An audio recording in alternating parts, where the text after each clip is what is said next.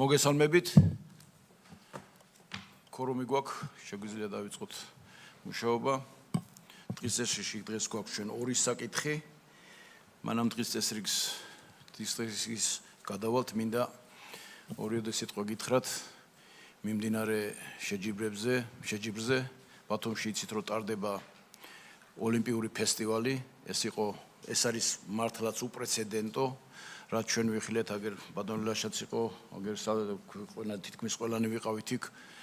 ეს იყო წარმოუდგენელი სილამაზის გახსნა, ის რომ 12-ვე რეგიონი ღებულობს მონაწილეობას ამ შეჯიბრში, ეს არის კიდევ ძალიან პრეცედენტული და ფიქრობ, რომ აი ასეთი შეჯიბრებები უკვე ჩვენი სპორტსმენებისთვის არის მომავალში სტიმული, ერთიორად გაზრდის მოტივაციას, ჯერ ის რომ ერთმანეთს რეგიონები უკავშირდებიან, ერთმანეთთან მეგობრულად შეჯიბრზე გამოდიან, ერთმანეთს იცნობენ, ეს კიდევ მეორე დამატებითი დივიდენდია დამერწმუნეთ ქართული სპორტისთვის. მეორე ის რომ უკვე მზად არის ჩვენი რეგიონები იმისათვის რომ მიიღონ ასეთი მასშტაბური შეჯიბრებებში მონაწილეობა ჩვენმა ახალგაზრდა სპორტსმენებმა. წარმოიდგინეთ რომ 17 სპორტის სახე არის წარმოდგენილი ამ შეჯიბრზე და მომავლისთვის დარწმუნებულია რომ ეს რაოდენობაც გაიზრდება. ის ინფრასტრუქტურა რომელიც ჩვენ რეგიონებში შენდება და დაგეგმილი არა 2 მილიარდი უნდა დაიხარჯოს ინფრასტრუქტურის მშენებლობაში, ეს კიდევ იმას ნიშნავს რომ ჩვენს მომავალ თაობას ექნებათ ყველანაირი შესაძლებლობა ნებისმიერ სპორტის სახეში მიიღონ მონაწილეობა. ასე რომ კიდევ ერთხელ მინდა წარმატება უსურვო ამ პროექტის გამხორციელებას პირველ რიგში ოლიმპიურ კომიტეტს და მთავრობის უპრეცედენტო მხარდაჭერა ამ შეჯიბრისთვის. ეს არის ზუსტად ის მთავრობის დამოკიდებულება სპორტის მიმართ და სპორტი კიდე ხედავთ როგორ ყოველდღიურად ვითარდება და წინ მიდის. კიდევ ერთხელ წარმატება მინდა უსურვო. ეხლა რაც შეიძლება ჩვენ დღის წესრიგს. ორი საკითხი გვაქვს ჩვენ დღის წესრიგში.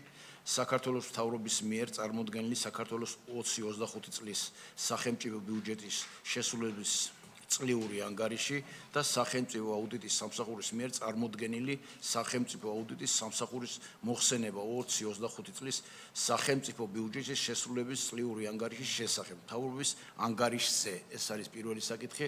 მე ვთხოვ ბატონ გიორგი კაკაურიძეს წარმოგვიდგინოს. კი ბატონო. დიდი მადლობა, მოგესალმებით.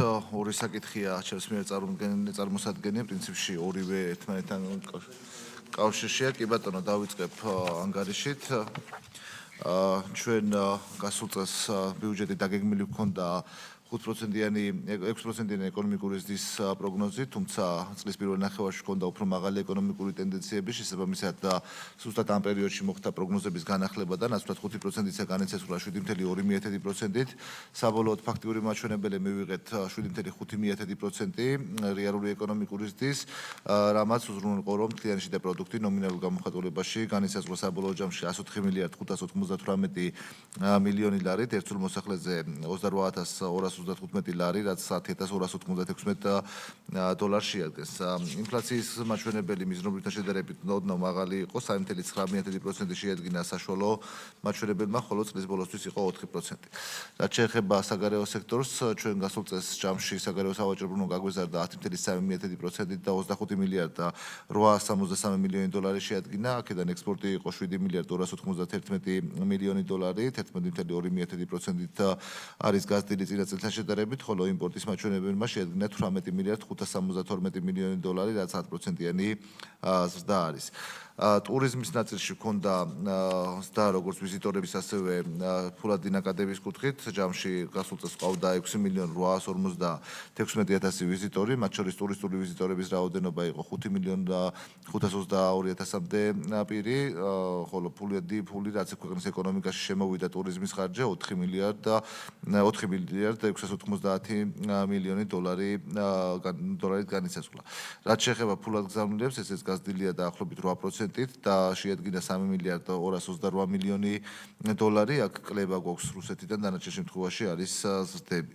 და ბოლოს პირდაპირ უცხოური ინვესტიციები, ჩვენ გასულ წელს პირდაპირ უცხოური ინვესტიციების ნაწილში გვაქვს და 7.6%-ით მილიარდ 688 მილიონ დოლარს გადააჭარბა ქვეყანაში განხორციელებულმა პირდაპირმა უცხოურმა ინვესტიციებმა. ნუ ძირითადი მიმართულება იყო საფინანსო და სადაზღვევო სექტორი, სადაც 607 მილიონი დოლარის პირდაპირ უცხოური ინვესტიცია განხორციელდა.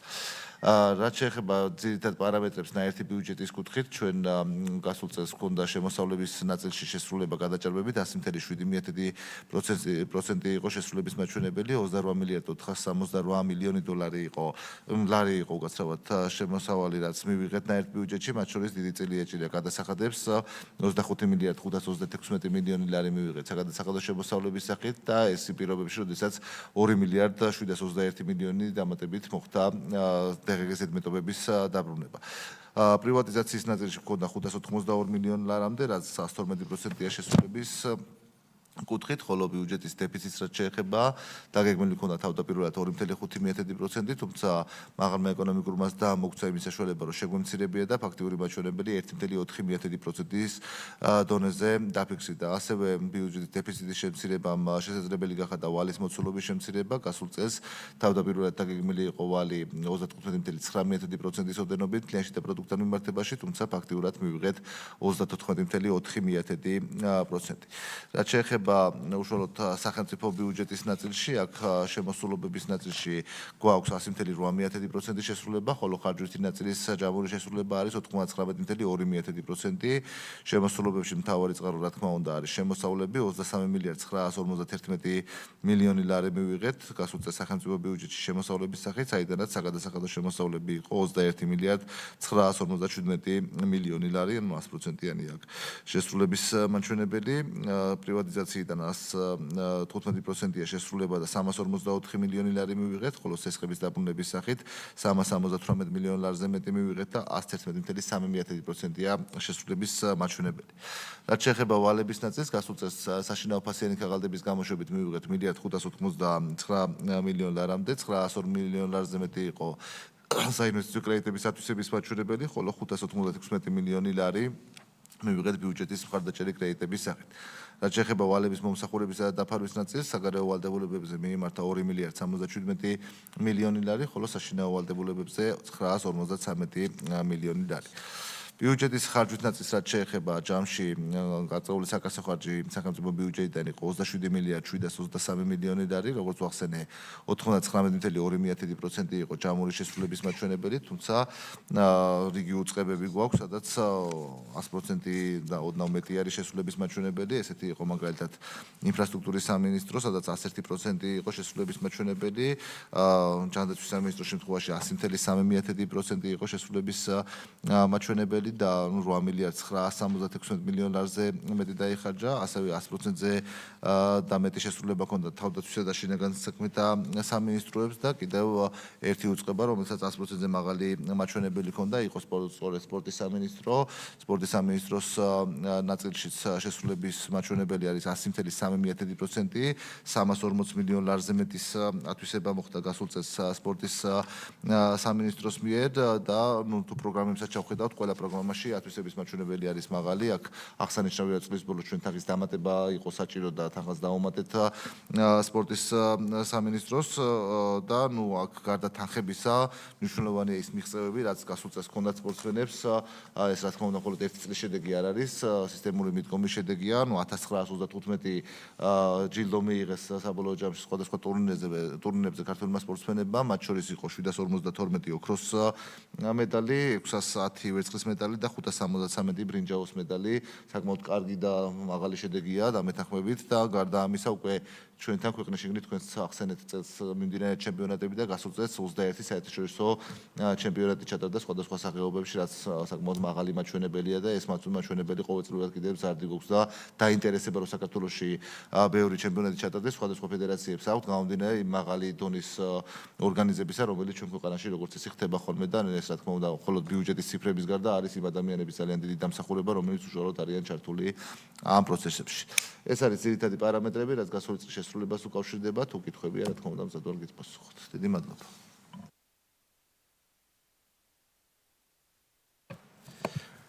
მოგესალმებით ბატონო გიორგი, მოკლედ ესეთი შემთხვევა ახლა ხო, რომ 340 მილიონიდან 100% ათვისებული არის სპორტის მიმართულებით. თქვენ რას ფიქრობთ? ანუ ეს ისი ბრალია, ანუ ჩვენი სწორე დაგეგმარების იმიტომ რომ წინა წლებში იყო ხოლმე ხო აუთვისებელი თანხები არსებობდა რაღაც მომენტებში ეს როგორ ფიქრობთ თქვენ ანუ ფედერაციების სწორი მუშაობის შედეგი არის სწორედ აგეგმარების და განხორციელებული გეგმის ასე ვთქვათ თუ რაიმე სხვა მიზეზს ფიქრობთ ამის თაობას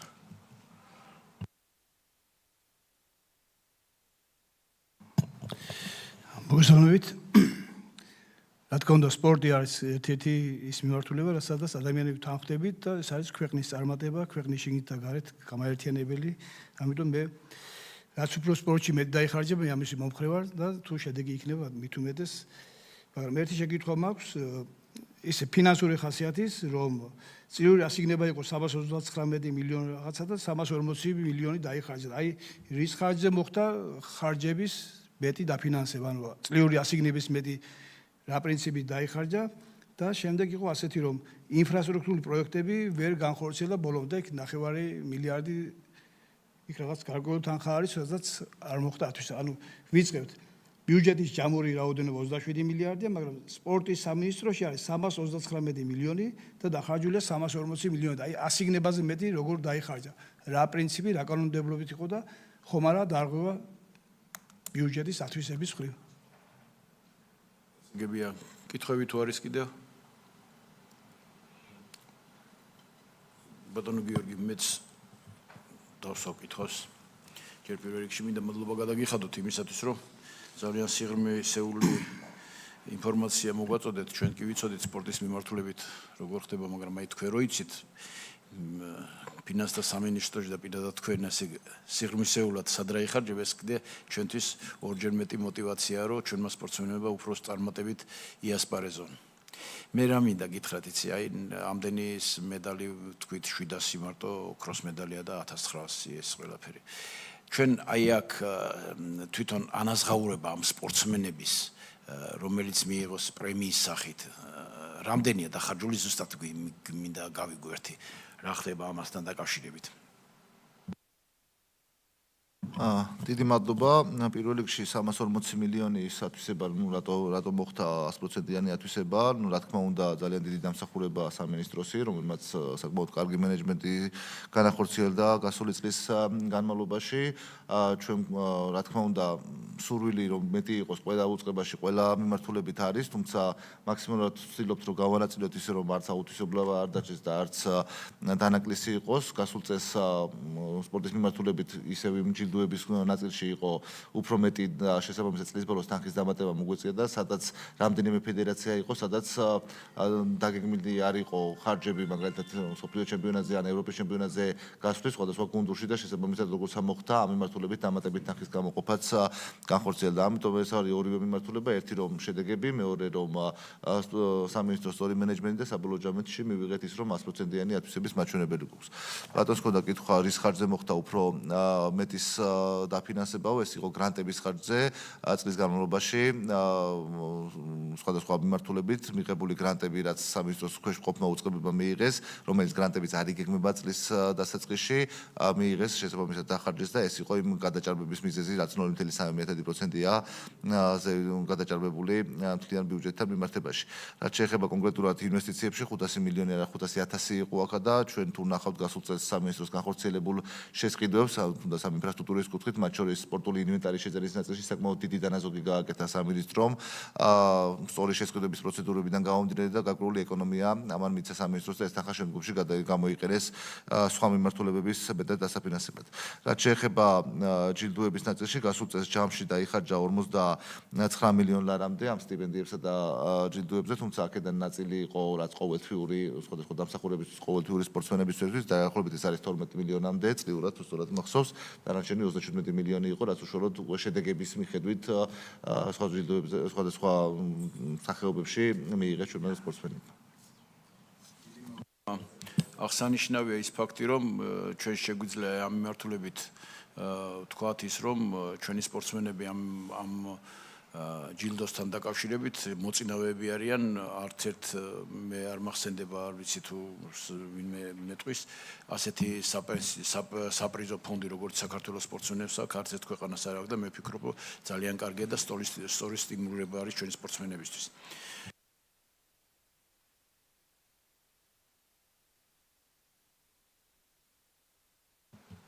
კითხვა გაქვთ თუ კითხვა არ არის, მაშინ უყაროთ კენჭი, რომ მივიღოთ ცნობად აღნიშნული კანონპროექტი.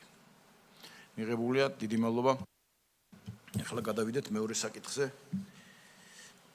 საქართველოს მთავრობის მიერ წარმოდგენილი ინფორმაცია ძირითადი მაკროეკონომიკური პროგნოზისა და საქართველოს სამინისტროების ძირითადი მიმართულებების შესახებ. ბატონო გიორგი, გთხოვთ.